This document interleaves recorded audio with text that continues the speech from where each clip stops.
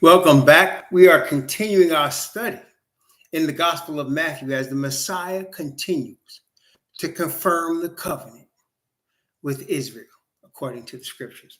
And we finished 21 chapters. We have finished 21 chapters of the Gospel of Matthew. It's 28 chapters in total. And today we'll be beginning chapter 22, which talks about a marriage feast. Let's look at the beginning of it before we read through the whole thing, but let's look at the beginning of Matthew chapter 22. It's a parable of a marriage feast. So let's take a look there. Matthew 22. And I'm going to begin at verse 1. Let's see here. Yeah, we're going to begin at verse 1, and I'm going to go from verse 1 down to verse 4. And Yahushua answered and spake unto them again by parables, and said, The kingdom of heaven is like unto a certain king, which made a marriage for his son. And the word marriage, the translation is marriage feast. That's very important. Which made a marriage for his son, and sent forth his servants to call them that were bidden to the wedding, and they would not come. Again, he sent forth other servants, saying, Tell them which are bidden, Behold, I have prepared my dinner, my oxen and my fatlings are killed, and all things are ready. Come unto the marriage. And they made light of it, and went their ways, one to his farm, another to his merchandise. Well, wait, let me stop there. So, the parable, and it's a parable, it's about a king having a marriage feast for his son. Okay, and I don't think it's a stretch for us to say the king is the Father Yah, and the Son is the Messiah. Okay, I don't think it's a stretch to say that. So a parable is a story with a point, right? So the king, the father, is bidding servants to a marriage feast for his son. Now, in a Hebrew wedding, not a European culture wedding, in a Hebrew wedding, see, in the European culture wedding, let me ask you, there is a thing called a reception. Isn't that right? In the European culture wedding, there is called a reception. Isn't that correct? There's a reception. Every wedding, if you go to a European-centric culture, Canada, US, Britain, there's a reception. Now, generally, let me ask you a question. Ready?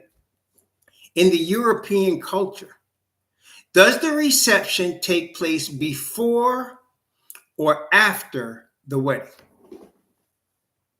In the European culture, does the reception take place before the wedding or after the wedding? Right, Castle King. So in the European culture, there's a wedding reception after the wedding. So there's a wedding where two people are actually, according to the culture, getting married. And then there's a reception that takes place after the wedding. Everybody understands that? And the reception is called the reception because the witnesses are receiving the husband and wife.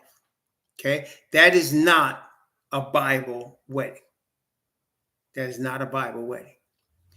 In the Bible wedding, there's a marriage feast which take place prior to the wedding. And what's the difference? So in the marriage feast, the witnesses to the two people getting married get together and they eat and drink as a feast. They are bearing witness that this woman and this man are going to be married. Okay? Oh, I'm sorry to hear that, Diamond Holdings. Darnell, please remember Darnell in prayer. Diamond Holdings' neighbor just had a seizure in front of his house, at his front door. And so the ambulance just took Darnell away, who had a seizure. I hope Darnell recovers from the seizure.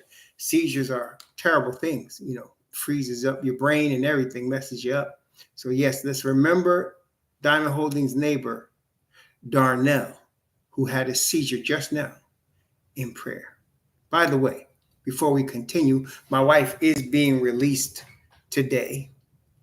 And so soon after we finish here, I'm going to go pick her up from the hospital. They did the test and there was no problem, no lesions, nothing.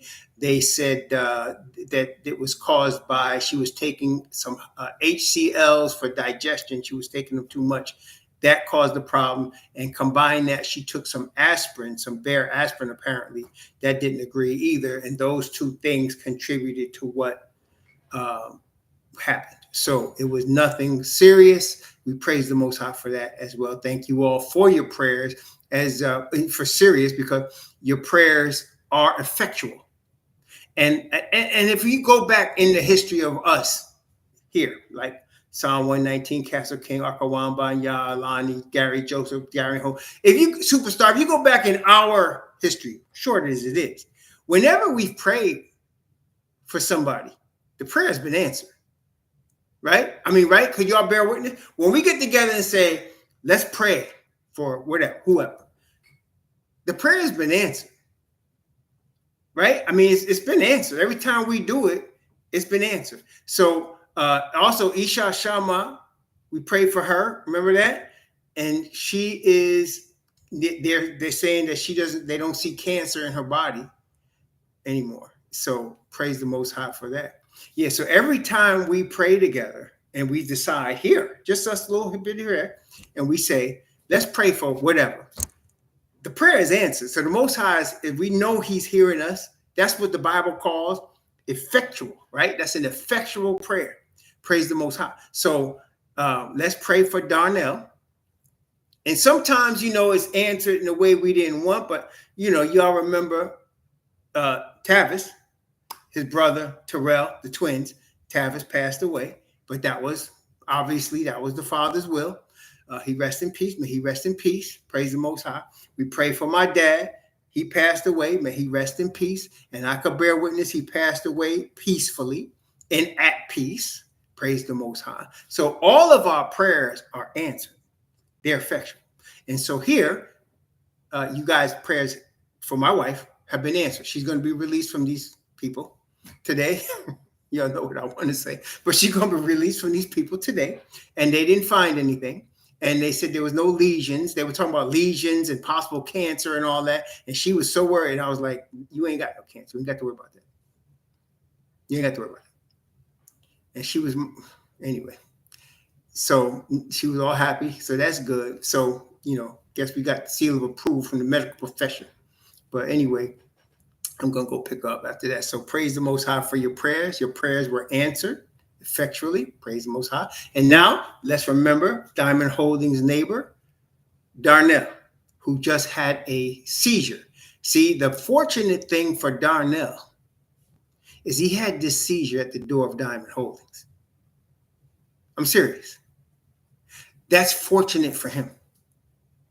He had his seizure at the front door of a Hebrew, a praying, Bible reading, Father seeking Hebrew, right?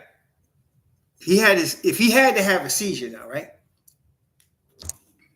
There's the best place to have it right there. That's the best place to have it right there. He had his seizure at the door of Diamond Holdings.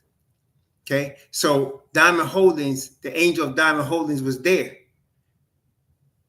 So let's make sure we pray for Darnell, that the Most High, will take care of this friend, this man, that his heart be touched, that the presence of our Father be there with him. Praise the Most High. Okay, we were talking about weddings, marriages.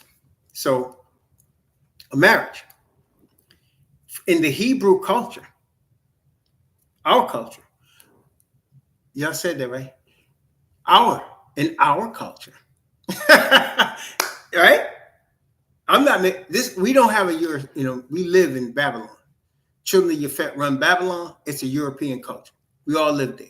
but we have our culture. In our culture, the Hebrew culture, the feast of the marriage takes place before the marriage. And it's important. It's very important. Why? Because everybody invited to the feast, first of all, are called guests. They're guests invited to the feast. And they are bearing witness to a marriage. Okay? Now, what's the marriage? The husband and wife go into a place together that everybody bears witness they're going to. It's not no faraway place in the Hebrew culture. It's generally right there, like it's one of their parents' house, something like that, or the man, if he owns a house, his own house. But everybody is they're having this feast at that place. And these two people are going into a room together. And everybody notices they're going to this house together. Now, why is that important? You don't have to see what they do, because in the Hebrew culture, a woman would never be caught dead going into a house or a room alone with a man. She wouldn't do it. Okay? That would never happen.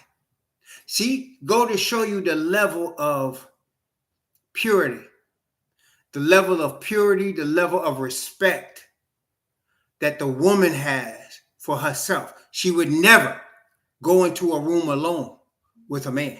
Matter of fact, I don't know about y'all, but I'd never be comfortable leaving my wife alone with a man. I don't know about y'all, but I don't feel comfortable with that. And like if you was with somebody you loved, brothers, you love this sister, this is yours. I don't know. You're gonna leave and let a grown man, healthy man, be in the house alone with yours? It's just like the sisters, though. So sisters, you married or you want to be married, you got your man, this is your man, this is yours. You want a pretty young girl being alone in your house with your man? And why is that? Because we know men. So in the Hebrew culture, that was also a no-no. You understand? Okay. So it would not be. So when you see a woman going into a room with a man, there is an assumption made that they're going to have sex. They're going to have sex. And everybody knows that. So that this woman is just not going into this room with any man. She's going into a room with a man that everybody that's at the wedding feast acknowledges is her husband. Now, they were betrothed before that. In other words, there was an agreement between the families that these were going to be husband and wife. That's why the Bible talks about a woman being betrothed to a husband. That means that's her man. That's her man and that's his woman. They just haven't consummated the marriage. For that, you have the marriage feast, and then everybody sees them go someplace alone. And everybody knows what's getting ready to happen, because that's why everybody knows that's her husband and that's his wife. That was done that way. Okay. Now, a concubine is not done that way. There's no wedding feast for a concubine. A concubine has a private agreement with the man that she's going to be his woman. Today, we call that girlfriend, right? Girlfriend, boyfriend. Isn't that right? We call that girlfriend, boyfriend. In other words, most people, I'd say, the vast majority of people that become boyfriend and girlfriend, they generally have this exclusivity agreement. Am I lying to you, or am I telling the truth, or is that all? They're having an agreement that they're exclusive. Sometimes it's even unspoken. So, which is why if one of them is having a second person, they say they cheated on me. Isn't that right? Boyfriend and girlfriend, and girlfriend finds out boyfriend cheated on her. What does that mean? That means they were boyfriend and girlfriend. They didn't get married. They didn't have witnesses that said this is a wedding, but they had an agreement between themselves. And that agreement is, exclusivity generally, right? So in the Hebrew culture, it was not uncommon for boyfriend, girlfriend. And in that scenario, boyfriend is going to act like a husband. The only thing, they don't have the whole family arrangement, but he's going to help provide for her. She's going to help take care of him. And he could have, in the Bible, of course, we know Abraham had concubines.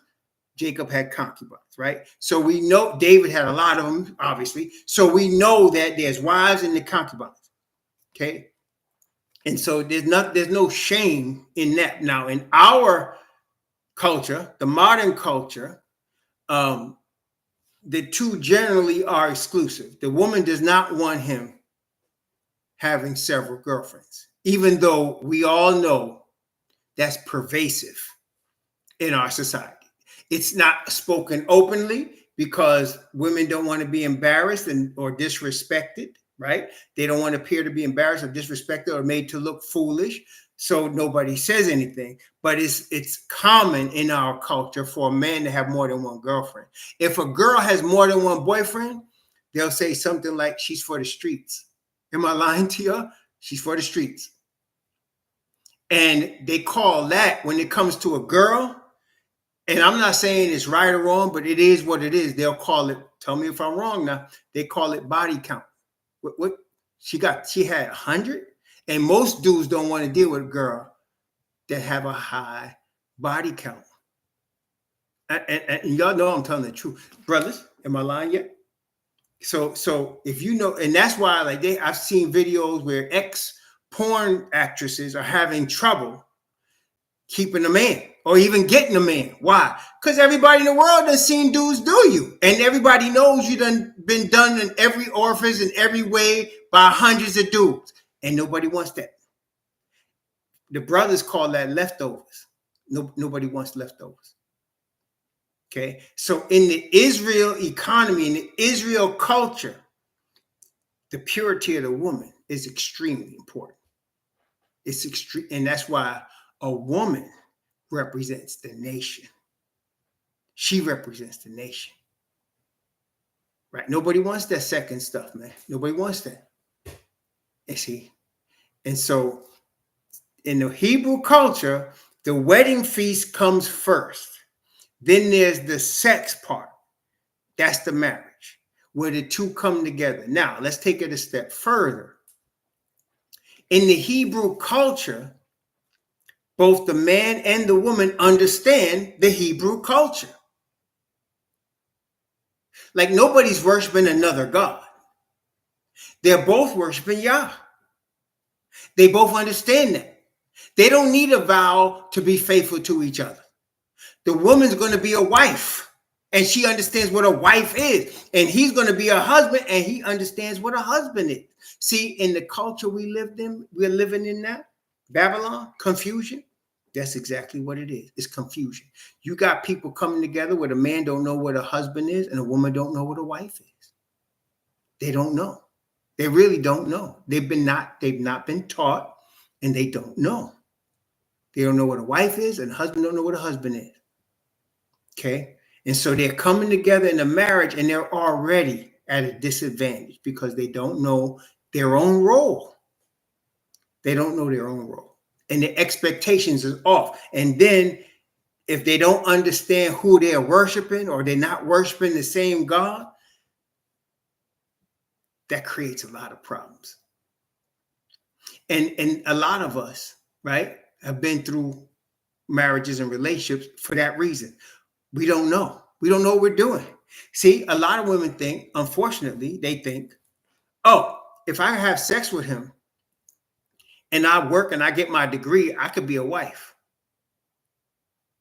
No. See? And a lot of men think, I'm a man. I can have sex with her and I'm a husband. No. No. Sex is extremely important. Marriages will fail with lack of sex. As a matter of fact, that's a whole nother subject. Sex is extremely important in any marriage, okay? Extremely important. But it's not the only thing. And just because you could have sex, that don't make you a wife or a husband. That just means you can have sex. Great. Very big. But there's a lot more to it. Right? Father, husband, provider, leader, protector. In the Bible, the husband is all of that. The husband is the protector of his wife. The husband is the leader of the home. The husband is the provider of the home. Okay? And you ask pretty much any woman, pretty much, there's always exceptions, but sisters, would you like to feel protected by your man? And it don't matter. He could be a short man or a tall man or a medium-sized man, but you want to know that you're protected, that he's got you. Regardless, he's going to stand up for you. Regardless, he's not going to let you be disrespected. He's not going to let you get no problems. Okay? You want to feel that he got you. This is my man. He got me. Right? Of course. It's natural for her to feel protected. Okay? That's natural. And of course, the man wants to know that she has his back, she respects him, and she honors him regardless. Regardless. And they have this mutual agreement. That's husband and wife. That's just the beginning of husband and wife, right? Okay. Now, when they come together, it's because there's a connection that only they have. This is sex. There's a connection that only you two share, that you don't share with nobody. This is why pornography is not good. People are on a screen sharing their connection with the earth in something that is supposed to be special and private. They're cheapening it like two dogs on the corner of a street. You could see two dogs having sex on the corner of a street, but we're different than that. We're higher than that. We're higher than a dog or an animal. We're higher than that. And so ours is a deeper connection because not only the bodies are meshing, but this is the thing, more importantly, your spirits are connecting. You're connecting in your spirit. And that's what the betrothment is all about. The betroth is to understand, can you connect in the spirit? I don't know. That's what the betroth is. Can you connect in the spirit? If y'all going to be in the truth, that means both of y'all going to be in the truth. Suppose one of y'all is fronting. That does happen. You need to find out. You need to let the spirit of the Most High show that to you and be ready for the answer. Because the person will tell you without telling you. Okay? They'll always tell you. You'll never have to go into a situation blind unless you want to. Unless you want to. You don't have to. But when the two people come together, there's a connection that's consummated, that was already developed in the betrothal. That's what we're going to come here. In the betrothal, it was already developed. They're learning each other and everything in the betrothal. Okay? Now, there are situations and circumstances that you would not find out until the wedding night if you do it right. Right? Y'all hear what I'm saying? There's stuff you're not going to find out until the wedding night. But if your spirits are already connected, it's already successful, regardless of what you find out. See, a lot of times people want to have sex and live together, and they do it to find out if they're compatible. Tell me if I'm lying yet. They do it to find out, are we compatible? And that includes sexually compatible. But actually, that kind of confuses things. Because you could have tremendous sex and not be compatible. And if y'all been around a minute, y'all know I ain't lying to you. You could have July 4th style sex and not even like each other.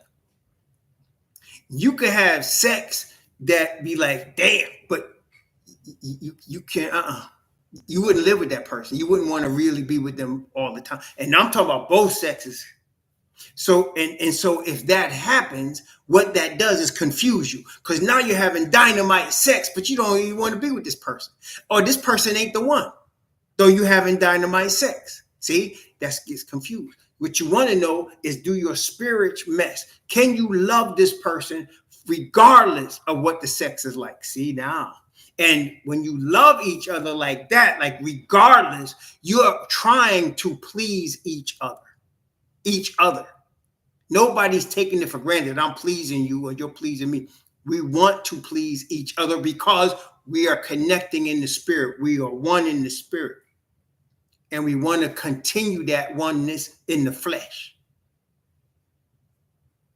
That's why it's the betrothal is the most important part.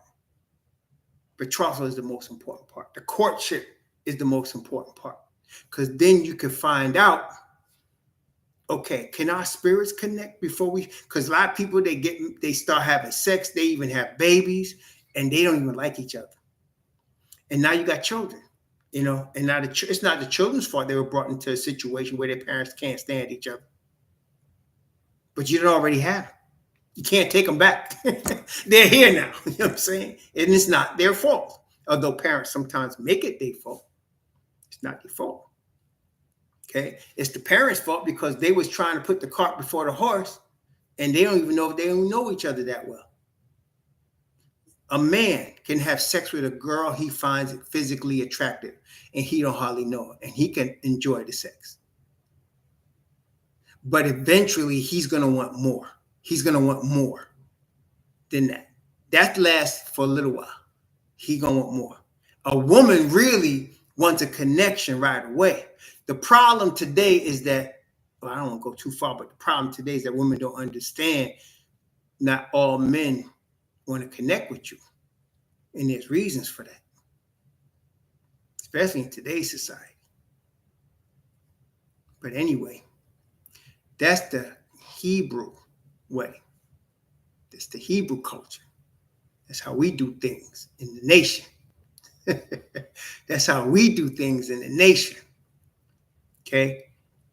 And even one more thing, even when the man and the woman connect, after they betroth and they decide, the spirit convicts both of them that they're supposed to be together, and the families agree and everybody knows, okay, just because you're having sex with them doesn't mean now you disrespect them. And that too often happens. Somebody has sex with somebody and now feels I could talk to them any kind of way. And that's the exact wrong thing to do. That's the exact wrong thing.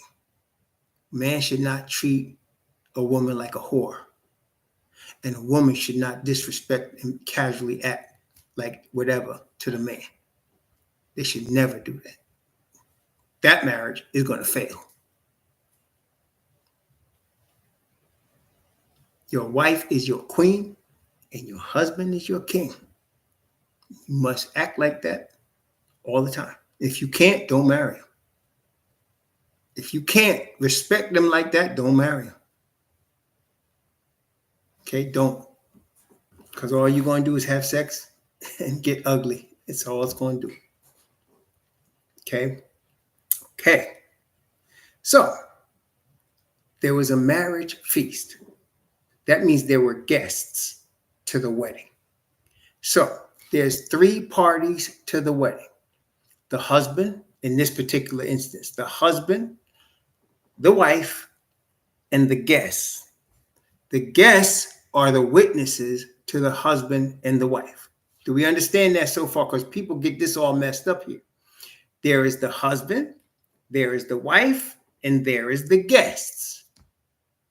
Okay, everybody got that so far? There's the husband, there's the wife, and there are the guests. And the guests are the witnesses to the husband and the wife.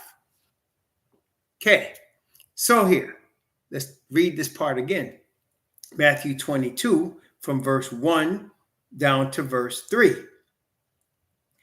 And Yahushua answered and spake unto them again by parables and said, the kingdom of heaven is like unto a certain king, which made a marriage for his son, and sent forth his servants to call them that were bidding to the wedding, and they would not come. So the father had a marriage feast for his son, which means he had a bride. And he sent his servants to invite guests to bear witness of the wedding. Y'all got that so far? So the father created a marriage feast for his son. And he sent out servants to bear witness, to get guests to bear witness of the wedding. Now, I want to make sure you understand the servants and the guests that are coming are not the wife. Y'all understand that? So the servants that are being sent out to invite guests to the marriage feast are not, the servants are not the wife, and the guests are not the wife. That's a whole separate thing. So you got a wife, husband, and you got guests. So this parable is about the guests that were invited to the marriage feast. This is not about the wife. This parable is about the guests that were invited to the marriage feast. Okay? Many people get this confused. It's not about the wife. It's about the guests that were invited, okay, to the marriage feast. So there's going to be a marriage between the husband and the wife. That's going to happen. The question is, who's going to be the guests that are going to be invited to the wedding and that's going to be there? That's the question in this parable. It's not who the wife is and who the husband is. It's who invited to the marriage feast. That's what this is about, okay? That's what this is about. So there's a husband, there's a wife. Now, let me ask you all this question. Are you ready? Here's another question. So, when they're in Israel, now we're talking about the Hebrew culture now. So let's say the husband is the tribe of Simeon, and the wife is the tribe of Manasseh. So the wife is from the tribe of Manasseh, and the husband is from the tribe of Simeon. When they come together and they have children, what tribe are those children? The husband is the tribe of Simeon. The wife is the tribe of Manasseh. So they get married and they have children. What tribe? That's right. It's going to be Simeon because it's the husband's tribe, because the wife is taking on the husband's tribe. Does that make sense, y'all? The wife is taking on the husband's tribe. Y'all recall when Moses was getting ready to, before he was going to be put to rest, and they were dividing the land. They were going to divide the land, and there was these women that came forward because they had their father only had daughters, didn't have no sons, and so they wanted also to be included in the inheritance, but no women. Only men could be included. So they said, well, what are we going to do? We should get some land. Our father didn't have no sons. And what did they decide? They said, no, the Most High said they are right. They should get some land, but they got to marry. Their husbands got to be in their tribe. That was the situation. So one of them name was Noah. Hoglah was one. Noah was another. Zillah, right. Hoglah, Noah. There was 5 of them, I think, right? Yaakov, and their father Zillah didn't have no sons. So they said, well, should we be cut out because our father had no sons? And they said, no. So they said, no, you should get some land, but you got to marry husbands in your tribe. Why? So that the land stays in your tribe, okay, in your tribe. So my point in bringing this up is that in the wedding, the husband's tribe is the one that the wife becomes part of. She's taking on the husband's tribe. Got me? She's taking on the husband's tribe. So now, also, let's take a look at what the Bible says about these things. Then they go into a private place that only they go, right? Not everybody goes in to the place that the husband and wife goes to. Now, not everybody goes in there. Only they go in there. Right? Okay. Revelation chapter 3. Revelation chapter 3. This is the church of Philadelphia, the sixth church. Revelation chapter 3, verse 12. I want you to notice what happens in Philadelphia, the sixth church. One of only two churches that receive no rebuke from the Messiah. One of only two churches, the other one being Smyrna, that received no rebuke from the Messiah. All the other 5 churches receive rebuke, strong rebukes from the Messiah, but not Philly and not Smyrna. Okay, so in Philly, I want you to notice what they say about these brothers coming out of Philly in the sixth church. Him that overcometh will I make a pillar in the temple of my Most High, and he shall go no more out. And I will write upon him the name of my Most High, and the name of the city of my Most High, which is New Jerusalem, which cometh down out of heaven from my Most High, and I will write upon him my new name. So the Messiah say the people in Philly, the sixth church, are going to not go out of the temple. They're going to stay in the temple, like pillars of the temple, like permanent fixtures of the temple. They will stay there. And they will have his name written on them and the Father's name written on them. Y'all got that so far? They will have his name written on them and the Father's name written on them. Okay? Everybody got that so far? There will be pillars. They will have the Father's name written on them. They have Messiah's new name written on them. Revelation chapter 14 in verse 1. This is not everybody. It's not everybody. Revelation chapter 14 in verse 1.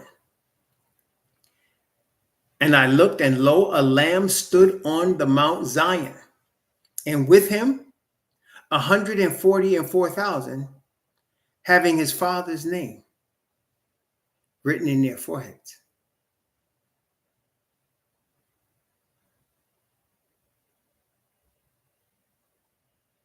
So, who is it that has the Father's name in their foreheads? Who is it that's going to be in the temple and never come out? Who is it that's going in there with the Messiah?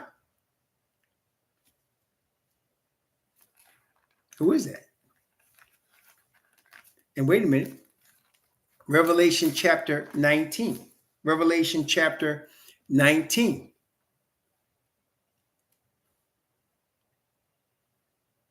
Verse 7 and 8. Revelation chapter 19, verse 7 and 8. Let us be glad and rejoice and give honor to him, for the marriage of the Lamb is come, and his wife hath made herself ready. So wait, now there's a marriage, and now see, in the parable, they were talking about the guests to the marriage feast, right? In the parable. But here, they're talking about the wife of the Lamb. Okay, verse 8. And to her, that is to the wife, was granted that she should be arrayed in fine linen, clean and white. For the fine linen is the righteousness of saints. So she hath made herself ready by wearing the righteousness of saints. It was granted. That means she wasn't even borrowing the coat no more. It's hers now. She was granted the righteousness of saints. And of course, we also know Revelation chapter 7, hold the winds until we have sealed the servants, and it's 144,000 that's going to be sealed. So now we know who the bride is. That's the bride. The wedding is between him and them. They have a connection in the spirit. A connection in the spirit. Like the connection Moses had with the Messiah and the connection Elijah had with the Messiah. They have a connection, and all of them are connected to the Father. So now you have wedding guests and you have the husband and the wife. Okay? You have the whole deal now. So here, back in Matthew 22, it's not about the bride. This is not about the bride. You'll never hear a mention in Matthew 22 about the bride. You hear a mention about the guests to the marriage feast. The guests. See, because this is the thing, brethren. And you and I think you will understand what I'm going to say. The Father knows who the bride is before the foundation of the world. There's no question about who the bride is to him. He already knows who the bride is. He already knows that. There's no question. The bride is chosen. And that chosen people, they're going to be there. Nope. The question is, who's going to be with them? And again, the bride is the bride because of how close they are to the Messiah. And in the Messiah, how close they are to the Father. Brethren, we are them. How do I know that? You and I are here. Here we are. It's the last days of Babylon's history. We are them. Here we are. We're the ones that everybody's been waiting for.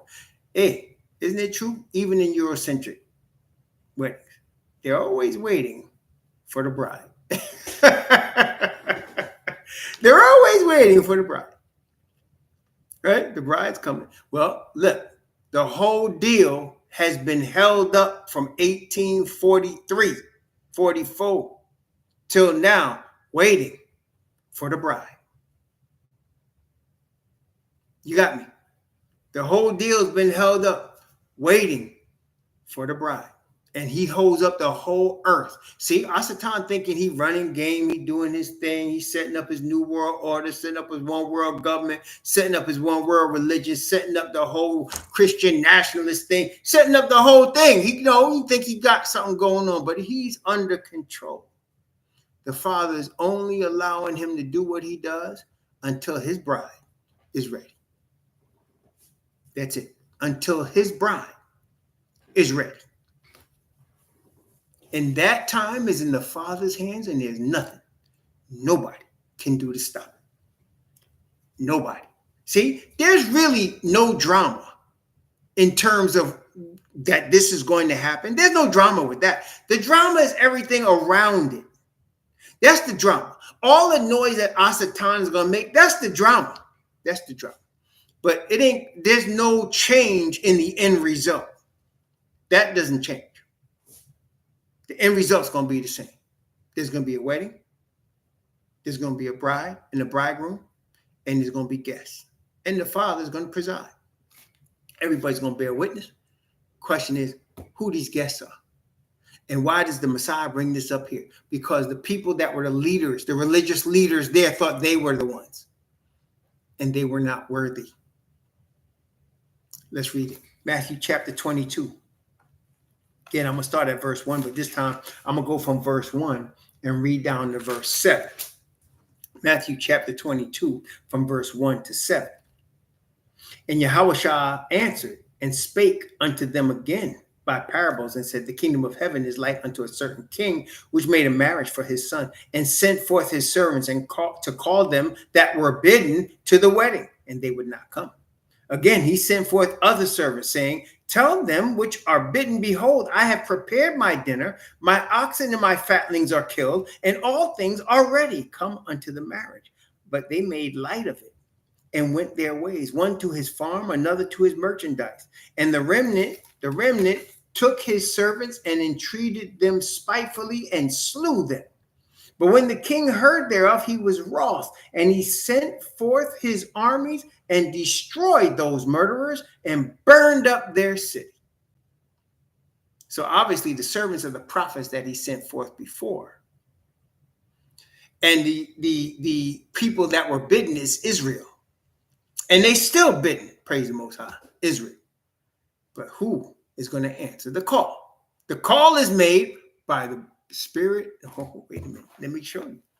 Why am I ain't guessing. Let me not paraphrase. Let me show you who's making the call. Let's take a look. Revelation chapter 22. Revelation chapter 22.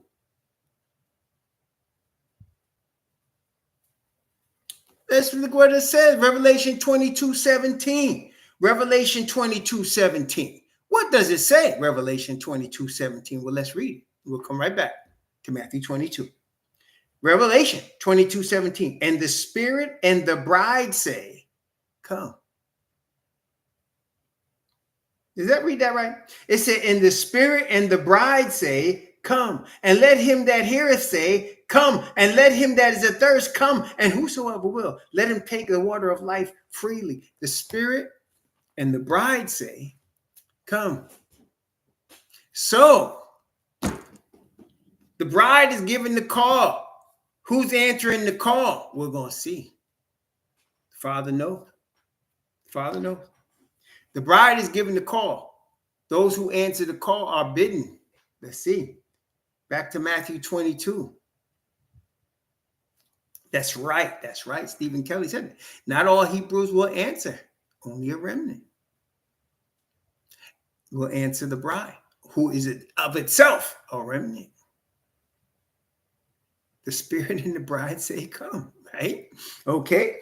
Matthew chapter 22. So they burned up their city. Now, parable speaking, in real, that, the city did get burned up, didn't it? And those that were bitten were destroyed, weren't they? Yep. Verse 8, Matthew 22, verse 8. Then saith he to his servants, the wedding is ready, but they which were bidden were not worthy. Go ye therefore into the highways, and as many as ye shall find, bid to the marriage. So their servants went out into the highways and gathered together all, as many as they found, both bad and good. And the wedding was furnished with guests. So they bid everybody. Now look, the initial people were the religious leaders. They were not worthy. So the Most High sent his servants out to bid other people, whoever, from wherever background, however high, however low, whether you are a harlot or a publican, come, right? So the wedding was furnished with guests. Now, very important part, verse 11. And when the king came to see the guests, he saw there a man which had not on a wedding garment. So the king examines the guests. And he's looking for everybody to have on not just anything. You can't just come to this wedding dressed any kind of way. You got to have the wedding garment on. What is the wedding garment? What is the wedding garment? What is it? What is the wedding garment, y'all? What is the wedding garment? What is that? What is that? Is that was that like a name brand couture designer? I mean, who is it? What is the wedding garment? That's right. It is the righteousness. Let's take a look at that. Let's take a look at that. Isaiah chapter 61. Isaiah chapter 61. We just read Revelation where it say the reason the bride had made herself ready is because it was granted to her to wear fine linen, clean and white, and the fine linen is the righteousness of saints. So the bride has the righteousness of saints, which means all the saints have that righteousness, right? There you go. But let's take a look. Isaiah 61, second witness. Isaiah 61, verse 10. I will greatly rejoice in Yahweh. My soul shall be joyful in my Most High, for he hath clothed me with garments of salvation and hath covered me with the robe of righteousness, as a bridegroom decketh himself with ornaments, and as a bride adorneth herself with jewels. So the Father's righteousness is the robe that allows you to be at the wedding. So you could be called to the wedding, but if you think you're going to just show up any kind of way, you're going to have a problem because you got to be dressed in the proper robe. And the robe is the Father's righteousness. So if you think you're getting in there because you joined the church, you're wrong. If you think you're getting in there because you pray 5 times a day, you're wrong. You need the Father's righteousness to get in there. You need to have that robe on. And there's nothing you can do to earn it. There's nothing you can do to earn that robe. In fact, let's take a look at one more witness, one of our favorite, right? Right, Castle King? Let's take a look at one of our favorite ones. This is Zechariah chapter 3. Zechariah chapter 3. Zechariah 3. And I'm going to begin at verse 1. Nope. Zechariah 3, I'm going to begin at verse 1 and go down to verse 7. Zechariah 3, 1 to 7. And he showed me Joshua the high priest standing before the angel of Yahweh, and Asatan standing at his right hand to resist him. And Asatan said and Yahweh said unto Asatan, Yahweh rebuke thee, O Asatan. Even Yahweh that hath chosen Jerusalem rebuke thee. Is not this a brand plucked out of the fire? Now, Joshua was clothed with filthy garments and stood before the angel. He answered and spake unto those that stood before him, saying, take away the filthy garments from him. And unto him he said, behold, I have caused thine iniquity to pass from thee, and I will clothe thee with a change of raiment. And he said, let him set a fair mitre upon his head. And so they set a fair mitre upon his head and clothed him with garments. And the angel of Yahweh stood by. And the angel of Yahweh protested unto Joshua, saying, thus saith Yahweh of hosts, if thou wilt walk in my ways, if thou wilt keep my charge, then thou shalt also judge my house and shalt keep my courts. And I will give thee places to walk among these that stand by. So he clothed him because he was on filthy garments. All our righteousness are filthy rags. So he takes off the filthy garments and he puts on perfect righteousness as a garment, right? And so now you have a second one. And then, of course, we know the marriage is between the Messiah and the bride, right? And the Messiah's name is called Yahweh, our righteousness. Isn't that Yahweh, our righteousness? Okay, so he's marrying a person, then they become one in righteousness. Praise the Most High. Perfect righteousness from the Father. Praise the Most High. So you must come to the wedding in perfect righteousness. You can't come any kind of way, and you cannot just buy your way in there. You are invited guests, but you must put on perfect righteousness. Otherwise, you're going to be kicked out. You can't stay. And again, back to Matthew chapter 22. Verse 11, 12, 13, and 14. Matthew chapter 22, 11 through 14. And when the king came in to see the guests, he saw there a man which had not on a wedding garment. And he said unto him, friend, how camest thou in hither, not having a wedding garment? And he was speechless. Then said the king to the servants, bind him hand and foot, and take him away. Cast him into outer darkness. There shall be weeping and gnashing of teeth. For many are called, but few are chosen. So apparently, the chosen one are wearing the proper garment. Many are called, but few are chosen. Why? Because only a few will receive. As crazy as this might sound to some of us, only a few will receive the perfect righteousness of the Father as their salvation. Not everybody will. And how do I know this? If you're worshiping a man-made God, you're not receiving the Father's righteousness. If you're worshiping a man-made religion, you're not receiving the Father's righteousness. If you're a man-made organization, you're not worshiping with the Father's righteousness. In that case, you're worshiping man. See, because if you have the Father's righteousness, you don't need that with a man-made religion. If you have the Father's righteousness, you don't need that with a man-made organization. If you're worshiping the Father's righteousness, you don't need any other God, and you won't receive it because there's only one, the perfect righteousness of the Father, the only true God. Praise the Most High. Many are called, but few are chosen. The chosen ones are wearing perfect righteousness to the wedding feast. Praise the Most High. And of course, needless to say, those with the seal of Yah in their forehead are sealed in perfect righteousness. Praise the Most High. See, what makes the 144,000 different, brethren, is they are alive at the end. See, the 144,000 didn't exist when the Messiah walked the earth. The 144,000 weren't with the apostles. The 144,000 weren't with Moses. The 144,000 are those men that exist at the end of Babylon, when the winds are let loose and the thing is destroyed and the sea of glass situation comes now. That's the 144,000. They're at the end. That's what one of the things that makes them that is they are brought forth. Like I said many times, y'all heard me say, you could have been born at any other time in Earth's history. You could have been born at any other time. The Most High, who brought you forth, could have brought you forth at Jeremiah's time. He could have brought you forth 200 years ago. He could have brought you forth any time, but he brought you forth now. That was not by accident. He brought you forth now. That is not, your whole life is not accidental. There is no coincidence with the Father Yah. He brings you forth now because it's time for you now. That's right. You were born for such a time as this. As somebody mentioned Esther earlier, Uncle Toto.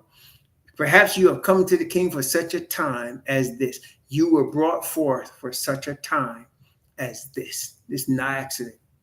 Your whole life, from the time you were born to how you were raised, to where you was raised, to what happened to you, every part of the path of your existence was predetermined by the Father. Either the ugly part, either good parts, anything. That's why I've learned, don't question your path. You say, man, you all look back, right? You look back and you say, dang, I wish I'd have did this. Or if I'd have just did this, I might have been better off if I did that. You can't do that. And I'm learning, you can't do that. Why? Because everything that you were, everything that you experienced, everything that happened to you brought you to now. And anything different would not bring you to the same place.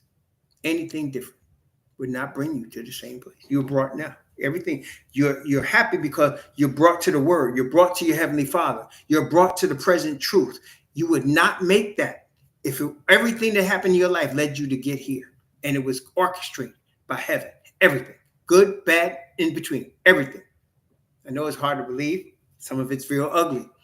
But look, if you end up standing on the sea of glass with no memory of anything in the past and seeing glory and being in unbelievable splendor of paradise, was it worth it?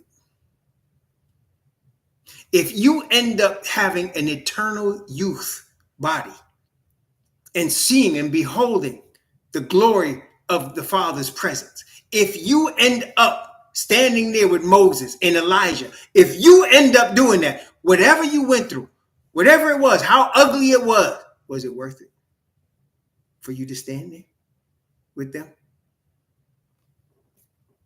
For you to be young forever and never get old again, never be scared again, never get hurt again? Never, ever, again, ever. Can't even remember what happened. It's going to be gone. Was it worth it? Yes, it was worth it. Yeah. So see, yeah, that's why you were brought here. You have an understanding, you have an experience, you have something that nobody before you has, and you'll be able to speak to people that nobody else can. You'll be able to talk to people like nobody else can because the experience that you had, both in your life and with the Most High, he brought you through that. He brought you to now. Good, bad, ugly, here you are. And you praise the Most High because now the next step is glory. We got to go through some stuff for real, but we're being prepared for that. Being prepared to step through that and be there at the marriage feast. Praise the Most High. Praise the Most High. You know, it'll be all worth it. At the end, it'll be all worth it. Ugly as it might have been, it'll be worth it. All worth it at the end. Praise the Most High. In fact, as the Bible says, nothing that we have dealt with can compare to the glory we're going to be in when we're in paradise. Nothing, brother. And we're soon to be there. Like I said, this Babylonian system is in its last breaths, the last few years of its existence. It will not exist anymore. There'll be no beast. There'll be no Babylon. There'll be no false prophet. Just in a few years, they will cease to exist forever. Praise the Most High. Yep. Well, let me go get my wife. Let me go get my bride. May the Most High bless you and keep you. May he cause his face to shine upon you and be gracious unto you. And may he lift up his countenance upon you and give you peace. Shalom.